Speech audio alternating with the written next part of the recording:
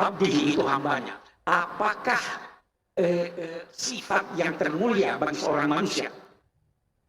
Sifat yang termulia adalah sifat yang intinya ditugaskan untuknya untuk melakukannya.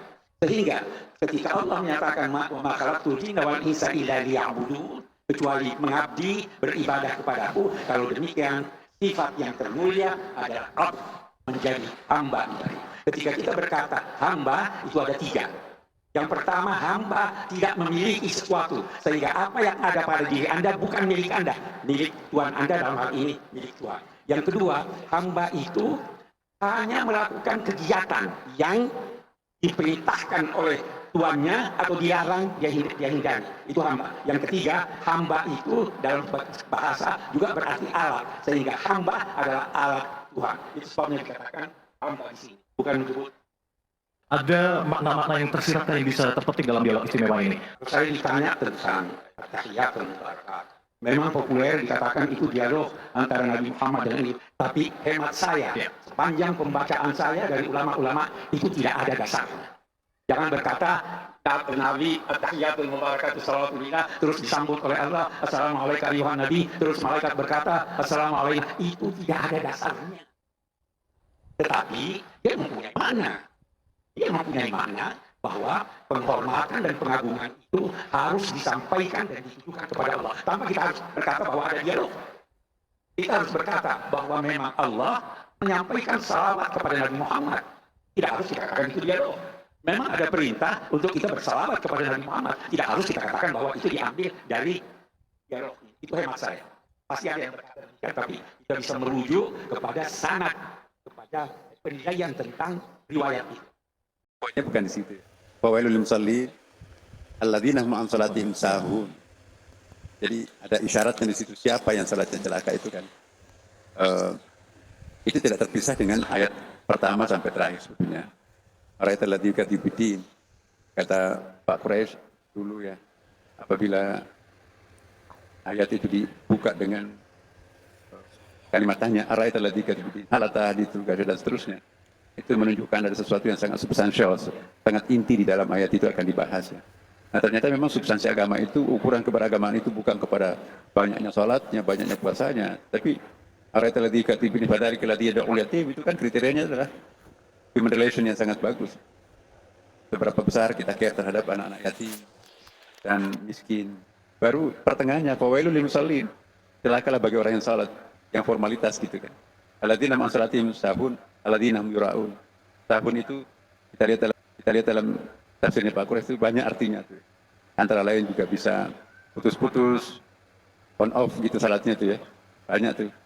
Dan alladzina hum yura'un, mendemonstrasikan kelebihan-kelebihannya di depan orang lain ya tuh kan. Riya tuh ya. Wa yamna'unal ma'un, yang enggak memberikan pertolongan padahal punya potensi, punya kualitas untuk bisa menolong. Jadi kriteria ini dari ayat pertama sampai terakhir menunjukkan bahwa kriteria keberagaman seseorang itu adalah diukur dari resonansinya, aktualisasinya dalam kehidupan bermasyarakat ya. Jadi biasa juga diistilahkan kesalehan sosialnya itu menjadi sangat penting juga untuk menjadi ukuran apakah salat itu efektif atau tidak ya. Maka itu sampai kepada salat yang seperti tadi memang harus memanfaatkan seluruh rangkaian salat itu. Salat itu kan tidak langsung salat ya. Ada wudhu, ada shock terapi dulu yang harus kita lakukan. Kita datang pada orang, tolong berikan saya sesuatu. Tulus enggak? Kira-kira mau diberi kalau yang Anda mintai tidak tulus. Nah, fawailul lil musallin alladzina hum an salatihim sahun.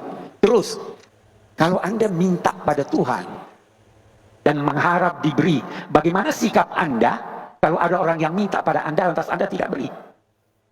Nah, alladzina hum yamna'unal ma'un, tidak mau memberi bantuan pada orang yang minta, padahal sama Tuhan dia mau. Tuhan juga tidak kasih Anda. Itu arti al-muqiminas shalah. Kita butuh salat, dan yang paling butuh pada salat itu ilmuwan. Baik. Saya kira panjang kalau kita cerita. Baik, tidak hanya kita menjalankan sholat, tapi kita menegakkan sholat. Siapa di sini yang bisa menegakkan sholat, insya Allah bisa semata-mata bisa menjauhkan dari perbuatan keji dan mungkar. Semoga kita bisa mengistimewakan sholat menjadi kebutuhan bukan hanya segala kewajiban dari kita. Hubungan antara manusia dengan Tuhan. Kalau hubungan ini putus, tidak ada arti. Salat dalam bentuk yang diajarkan. Salat itu mi'rajnya mukmin juga ya, nggak hanya. Iya, tandanya orang mukmin, tandanya orang yang Tuhan. Pokoknya segalanya berhubunganlah dengan Tuhan. Sangka baik dengan Tuhan itu salat. Tetap menghindari, pokoknya bagaimana hubungan yang baik dengan hubungan yang baik dengan Tuhan, berbaik-baik kepada makhluknya. Berbaik-baik pada binatang itu cerminan dari sangka baik. Apalagi pada manusia. An-nasu kulluhum iyalullah. Manusia ini semua ciptaan Allah. Semakin baik perlakuan Anda kepada makhluk Tuhan, makin baik hubungan Anda dengan Tuhan. Itu salat. Itu jalan Nabi. Prof. Nasr, terkait dengan peran pemerintah sendiri ini, nggak bisa kami harus dari Prof. Nasr sendiri. Peran pemerintah khususnya Kementerian Agama, Prof. Terkait dengan bagaimana membumikan pesan-pesan langit dari Isra Mi'raj ini seperti apa? Ya, pemerintah itu memang harus menjadi khalifah yang baik untuk melahirkan abid-abid hamba-hamba yang sejati. Jadi peranan pemerintah untuk mempersiapkan pangkalan pendaratan menjadi hamba yang baik.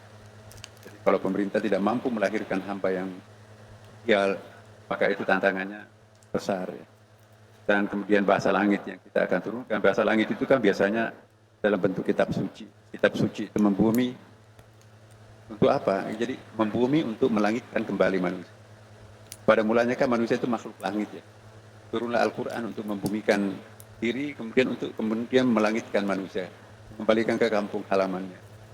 Maka itu dalam satu pembahasan Ibnu Arabi itu watan minal iman.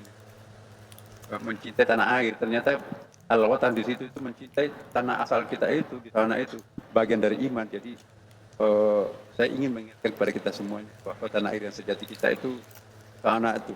Di sini juga tanah air, di sini juga tanah air duniawi kita, tapi tanah air sejatinya di sana. Maka itu Quran itu turun untuk membumikan kembali manusia, melangitkan kembali. Jadi tidak banyak artinya kita membumikan kalau tidak mampu melangitkan anak manusia itu. Dan jalan Prof. Nasr, terkait dengan anak muda nih, saya tergelitik untuk nanya ke Habib Jafar.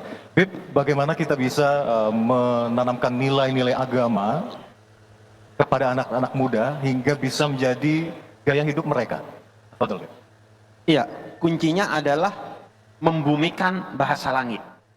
Itu yang dijelaskan dalam Al-Quran, misalnya bahwa Nabi itu dari kalangan manusia juga. Kemudian dalam surat Ibrahim ayat keempat, bahwa semua Nabi dan Rasul diutus dengan bahasa kaumnya. Kemudian juga dikatakan Nabi Muhammad itu suri tauladan yang harus diikuti. Artinya bahasa langit itu turun untuk kemudian dibumikan agar bisa mengangkat orang yang di bumi ke langit. Yang menarik syair dari Muhammad Iqbal, seorang sarjana muslim, ketika berbicara tentang Isra dan Mi'raj. Beliau katakan, Muhammad bin Abdullah naik ke langit ketujuh, hingga ke Sidratul Muntaha, bertemu dengan Tuhannya, dan setelah itu dia kembali lagi ke bumi untuk mengajak orang di bumi juga Mi'raj bertemu dengan Tuhannya. Seandainya aku Iqbal yang melakukannya, niscaya aku tidak akan pernah turun lagi dari Mi'rajku. Karena sudah bertemu dengan yang maha indah, maka turun lagi dengan manusia, dengan segala kehinaan, kerendahannya, maka itu berat sekali. Ibarat kata kita sudah makan coklat, itu minum es teh manis gak kerasa manis lagi. Maka beratnya Nabi untuk turun ke bumi, itu begitu berat, tapi rahmatnya Nabi kepada umat manusia itu jauh lebih besar dari rasa berat itu, sehingga Nabi mau turun lagi, hidup di tengah-tengah manusia dengan segala masalah, cacian, makian, untuk mengajak mereka kembali kepada Allah. Maka kuncinya adalah bagaimana membumikan bahasa langit. Itulah tuntutan bagi para ulama, para pendakwah, dan siapa saja yang mau mengajarkan Islam. Bagaimana caranya? Al-Quran mengatakan, Ud'u ila sabili rabbika bil hikmah wal mau'idatil hasan. Pertama, mau'idatil hasan. Kata-katanya harus santun, sopan, tidak keras, tidak kejam, tidak ngejudge dan lain sebagainya. Dan yang kedua adalah bil hikmah. Apa hikmah? Pertama, maknanya adalah filosofis. Jangan hanya menjelaskan itu secara emosional.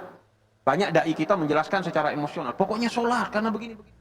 Tapi kadang aspek rasionalnya itu kenapa saya harus sholat nggak dijelaskan. Dan yang kedua, bil hikmah itu kadang dimaknai secara kreatif. Jadi kalau lagi bicara sama ibu-ibu, ya dengan bahasa ibu-ibu. Bicara dengan anak muda, bahasa anak muda. Bicara dengan orang non-muslim, ya juga dengan pendekatan yang tepat kepada mereka, sehingga alih-alih menyisakan ketersinggungan, tapi justru dakwah itu akhirnya mengajak kepada Allah dan Rasulnya.